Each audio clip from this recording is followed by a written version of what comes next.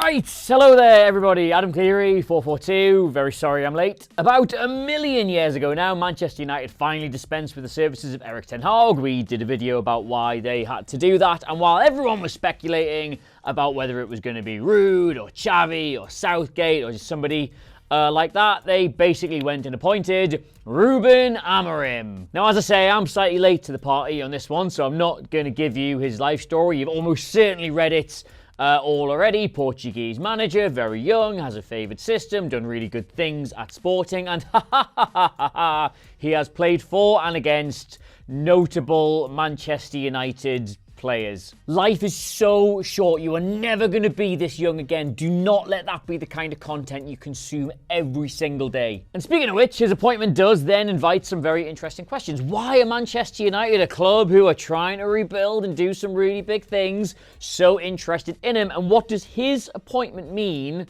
for this football team? Let's have a look. Okay, so to start, one thing you have definitely heard 1,000,000 times already is that Ruben Amorim has a very clearly defined set way of playing. His 3-4-3 or 3-4-2-1, however you want to regard it, that's his baby. And I would simply adore to give you some kind of contrary opinion on this. Like, actually, I think you'll find during the Portuguese Cup run, but no, this is the system he's played ever since he went into Sporting, and he has almost never ever changed it. But the reason he plays this system is like all top clubs that are expected to win the majority of their games, Sporting are looking to get in to a 3-2-5. Now, this is, of course, very much the dominant formation du jour of the last couple of years. Every major team across Europe that sees a lot of the ball and wins most of their matches, Man City, Liverpool, Arsenal, Madrid, all of them try and get into this sort of shape when they've got the ball. But the difference is that most of these big teams do it with a back four. Like, think about the first couple of times you ever saw this done. Like, when it was Manchester City, sorry Man United fans, that was John Stones or Akanji stepping in from the back line. And when it was Arsenal, sorry Manchester United fans, that was Alexander Zinchenko coming across from left back. And of course, the reason all those teams were doing that was because while this was their attacking shape, they still wanted to defend in a 4-4-2 magic wand. And that meant it was really easy for whichever defender had moved into the middle to then step into the back line. And now everybody's in a nice, sort of natural, comfortable position. They're compact, they're hard to break down. It is effortless. While the advantages of doing the 3-2-5 from the base of a back four are fairly obvious, there are very good reasons also why Amorim does not want to do that. Now, the second reason is all to do with how they defend, so we'll get to that when I'm telling you about how they defend. But the first reason is purely pragmatism. By setting your team up this way, all that really changes to get into this clever attacking shape is that your wing-backs push right on, which is something that all wing-backs are expected to do. And that means that the actual profiles of the players in this shape are more or less exactly what you would expect. You've got 3 centre-backs, they're all centre-backs. You've got 2 midfielders, they're both midfielders. You've got 2 10s, you can sort of have them be wide players or central players, but they know that role really well. And then a standard centre-forward. There's nobody here with a really clever or unique profile. And that means, should be a light bulb above my head, that at no stage are you, this team, overly vulnerable to losing one player. While Amorim has been at Sporting, they've had to sell Ugarte, they've had to sell Porro, they've had to sell Núñez, they've had to sell Mendes, and they've had to sell Palhinha. And while all of these players were absolutely massive for this team, you wouldn't describe any of them as like a particularly unique sort of player. Amorim has never been dependent on some sort of generational talent centre-back who can step effortlessly into midfield, or a really sort of rare type of fullback who can actually invert all the way into one of these number 10 positions and play there. He's just got exactly the kind of players you'd expect in exactly the positions they normally play. So when he loses one, you can go shopping very easily. And that's an incredibly smart thing to do when you're the manager of Sporting Lisbon, because you're a big club. You can attract some of the best players in the world, but you are constantly vulnerable to those players being pinched by bigger teams in bigger leagues. And the reason I mention all this is because it speaks to just how adaptable and how project-based Amorim is. Like 2 seasons ago, Sporting finished 4th after being really good the 2 or 3 seasons prior to that, and that was a terrible result for them. But that was the season where they lost Nuno Mendes, João Palhinha, and Matheus Nunes in the summer, and then after having Pedro Porro on loan for 2 years from Man City and finally getting the change together to make that transfer permanent, Spurs went and pinched him in the January window. Like, this side was decimated that season. But then, as is the brief when you're at this level, he took some of that money, nowhere near all, by the way. Sporting are in like 100 million euros profit during his time at the club, and they went again. They brought in 𝗘𝗫𝗧𝗥𝗔, who's been amazing. Trincao came into the side, 𝗘𝗫𝗧𝗏 came into the side. They pretty much rebuilt it from scratch over the last 2 years, and then went from fourth to another dominant championship win. Now, if you're a Man United fan and you're listening to that and you're thinking, okay, so he's got a system and he's got a style of play and he's excellent at coaching that into multiple players, is that not a little bit narrow? And yes, actually, that's a good point. In an ideal world, you would want someone who had done this, but across multiple systems for multiple different teams. Only doing it once is a little bit of a cause for concern. But this Sporting team right now is the exact polar opposite of what Erik ten Hag managed to do at Man United. Like, pundits were falling over themselves to come out with this exact same line during the last, year of his time there. Like, what was their identity? What was their system? The things they were trying to do felt like they changed week on week. And when games got stretched and chaotic and all the systems start to break down, that's when these identities become really important. Because with everything else that's going on, players can go, okay, the game plan is out the window, but we know who we are and we know what to do and we know how to play, and that can get you through. But in those situations, in those Man United games, they just completely collapsed because there was no identity. So let's talk about this identity. At the time of Manchester United coming calling, it was 9 games for Sporting, 9 wins, 30 goals scored, and only 2 conceded. And that's immediately following on from a season where, as mentioned, not only did they win the league, they bantered everybody off with a 10-point winning margin. And they did it in this 3-4-2-1. This was sort of the most common 11, the most commonly used players. And what this is a flexible, dynamic attacking system, all geared around creating high-quality scoring chances for a centre-forward. And last season, this man, 𝗘𝗫𝗧𝗏𝗏, whose name I am never sure I'm pronouncing correctly, scored exactly 1 million goals. Sorry, I'm being silly there. Let me check how many it actually was. Where are we? 43. 43 goals for this Sporting team, and the only player in the squad who was anywhere near that was Paulinho, who was his understudy in the same position. He got 21, so that's, all in all, quick maths, 64 goals created for the player in this position. Wow. But for the big, terrible, awful nerds like me, it's these 4 players that are the most interesting. Because ostensibly, you have 2 6s and 2 10s, and that should be quite predictable and unexciting. But what I, personally, really like about Amorim is that even when he's got multiple players in the same position, he tries his best to make sure their profiles are very different. Like in the 2 number 6s here, one of them is always instructed to try and join the attack wherever he can, play really vertically up and down the pitch, and the other is big bastard ball winner. Like, this was them last season, but previously in this exact role, they've had João Paulinho and Matheus Nunes, and if you've watched any Premier League, you will know how different those two are in that position. It's a great combination. And then with the 2 in front, you do more or less the same thing again. One of them tends to be a classic number 10 who wants to support the striker, play centrally, but is capable of drifting out wide.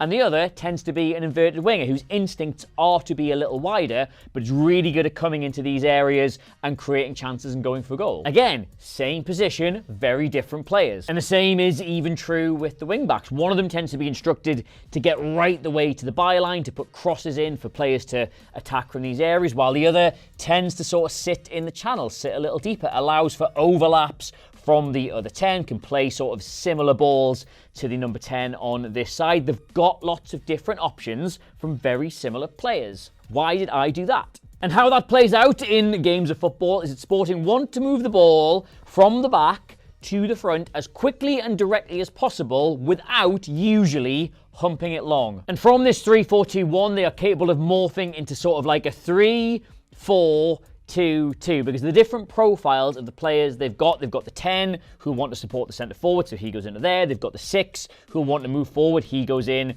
with the other 10, and a centre back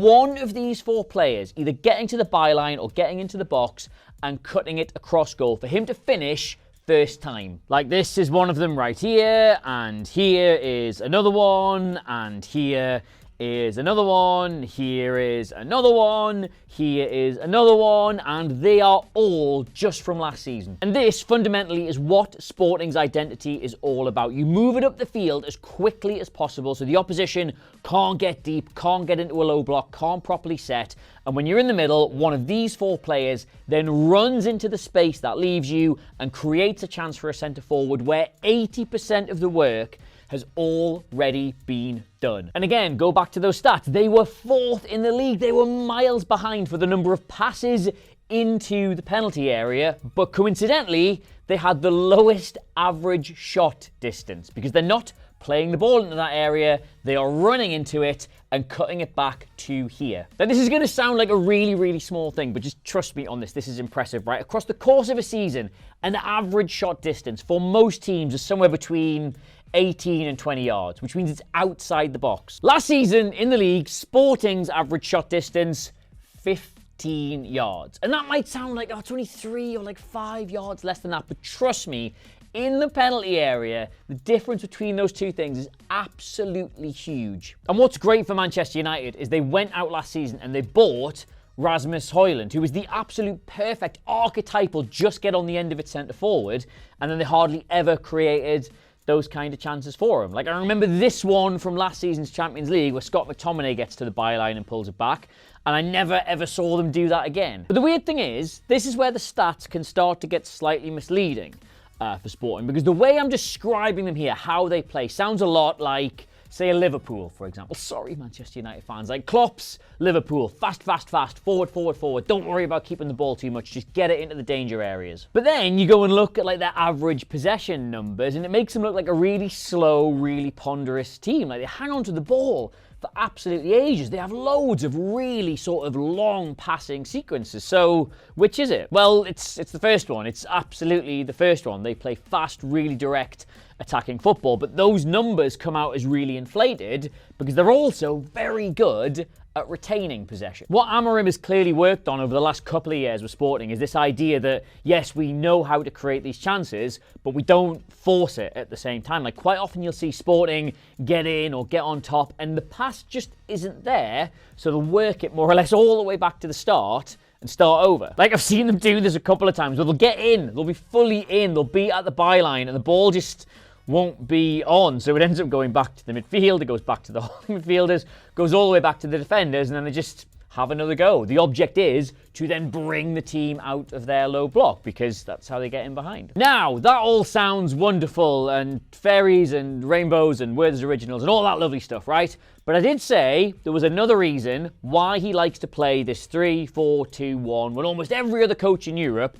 who's trying to do a similar thing wants a back four. So the other main advantage of this system is that when you are defending, you can also very easily get into a particular shape you want. And that shape for Amorim, centre-backs go nice and narrow, the wing-backs drop all the way back into normal full-back areas, the 10s sort of take these half spaces, and you defend not in a 4-4-2, but in a 5-4-1. Now, this is an unfortunate necessity of wanting to do that 3-2-5 with players who are more or less already in the right positions, because if you wanted to do a 4-4-2, then how does that work? Now, presumably the other player up front will be your more attacking 10, but then how do we reorganize this? Presumably one of the wing backs comes and sort of defends the wide space and the defense shuffles across. But now you've got a weird profile mix, because at left back you have a centre back, and at right back, you have a wing back. And I mean, obviously, that's not the end of the world. It's definitely something you can coach, but it goes against that whole thing Amorim is trying to avoid, because now you need to own a centre-back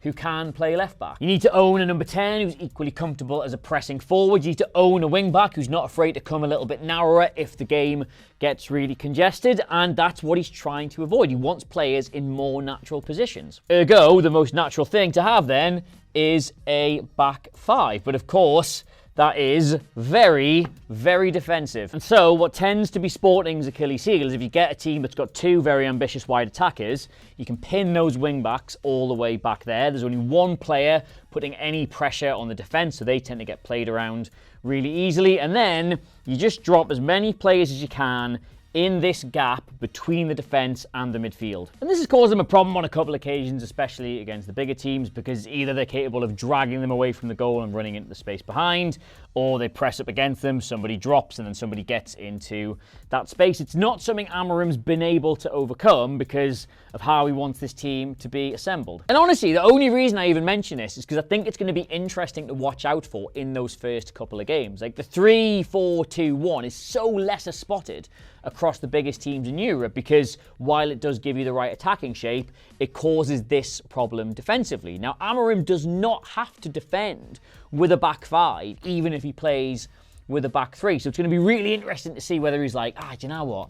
I'm at Man United now. I can have whatever players I want, really. I'll do something that's a lot more solid. Or whether he believes in this so much, he's going to try and coach it in. Now, I know the next question on your lips is like, but what does this mean for the current players? How easily is this going to be to implement? And I'm going to do, I promise you, before he starts the job, I'm going to do a separate video on that. Because I've seen all the other videos everyone else has done, and I keep finding myself agreeing with some of it and disagreeing with others. Like, everyone's like, oh, this is going to be great for 𝗘𝗫𝗧𝗏 because he's played him before.